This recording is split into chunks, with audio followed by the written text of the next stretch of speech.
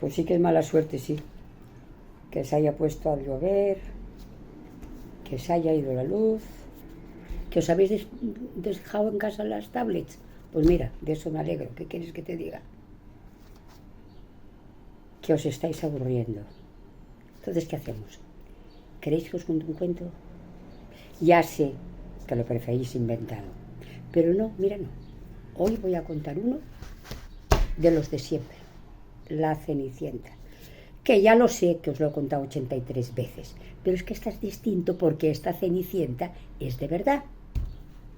Bueno, si no queréis, no, seguid a lo que estéis haciendo y yo sigo leyendo. Bueno, vale, venga. Pues érase una vez, que ya lo sé, que esta era la manera de empezar los cuentos antiguamente, pero es que este cuento es antiguo, ¿qué queréis que le haga? ¿Sí o no? Venga, decídmelo de una vez. Vale. Pues había una vez un pueblecito pequeño en el Pirineo en el que vivían unas pocas familias. Una de ellas era la de nuestra protagonista. Entonces las familias eran distintas porque se componían normalmente un padre, una madre y unos hijos. Y esa era otra. Hijos podían tener, yo qué sé, la misma familia de nuestra protagonista. Eran 12 hermanos. Ella era la número 11. Claro que entonces, en el siglo XIX, pues sin medicación, en un pueblecito aislado, se iban muriendo muchos niños de escarlatina, sarampión o yo qué sé. Bueno, la cuestión, eso se llama prolegómenos, esperaros un momento. Bueno, venga, vamos a empezar. Pues nuestra Cenicienta, ya os he dicho que era el número 11 de 12 hijos. La madre se murió pronto porque, ¿qué? 12 partos son 12 partos. Lo peor fue lo del padre, que era agricultor, pero además apicultor. Sí, de esos que cuidan a las abejas. Y un día, al llegar a casa, al volver del trabajo, se encontró una botella de anís encima de la mesa y le quiso echar un trago. Pero resulta que en lugar de anís habían echado lejía y nadie se molestó en identificarlo. La cuestión es que el pobre hombre, mira, se quemó la garganta, el esófago, se lo comió todo. Nadie se explica cómo no murió en el momento. Ya os he dicho, siglo XIX, sin medicinas. En fin, fue casi un milagro. Ahora, también decían que hasta que se murió solo pudo alimentarse de la miel de sus abejas. Bueno, venga. Pues resulta que esta familia, cuando el padre y la madre se murió, el hermano mayor tuvo que hacerse cargo de los más pequeños, de los que quedaban. Entonces se casó con una muchacha de un pueblo cercano y cuando esta señora fue a casa de su marido a vivir, se llevó consigo a una hermana que tenía más o menos la edad de Cenicienta y la de su hermana Francisca, que era un par de años mayor que Cenicienta, pero siempre iban juntas, además era mucho más decidida, mucho más valiente. La cuestión es que las niñas tuvieron que dejar de ir al colegio, de ayudar en las tareas del campo, ir a recoger hierbas para los conejos, coger frutas, yo qué sé. Pero la hermana de la cuñada, esa sí que iba al colegio.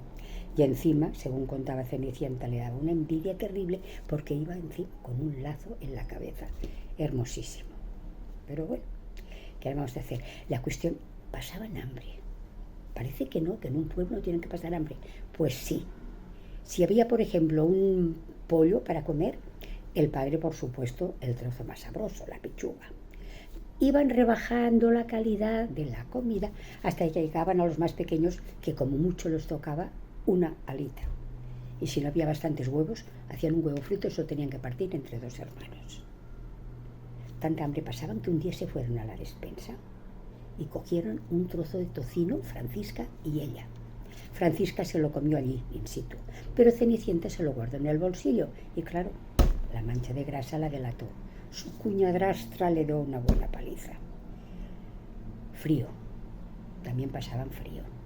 No tenían ropa adecuada ni calzado. Entonces había unos vecinos enfrente que les daban pena a esas niñas y les querían dar ropa, jerseys, lo que fuera.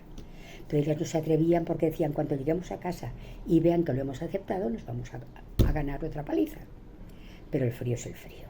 Y efectivamente, cogieron la ropa y otro par de tandas.